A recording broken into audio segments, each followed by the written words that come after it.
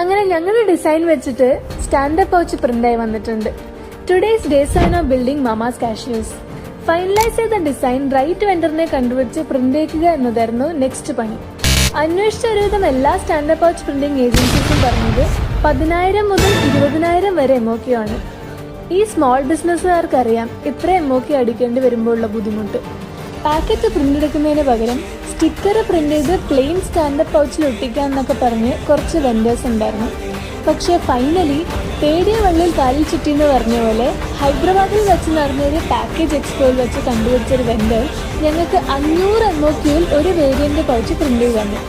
ആദ്യം ഞങ്ങൾ short list ചെയ്ത ഡിസൈനിന്റെ സാമ്പിൾസ് പ്രിന്റ് ചെയ്ത് നോക്കി. സാമ്പിളിന് ഒരു 5,000 രൂപ കൊടുത്തു. അത് ഓക്കെ ആയപ്പോൾ ഫൈനൽ ഡിസൈൻ പ്രിന്റ് ചെയ്യാൻ കൊടുത്തു.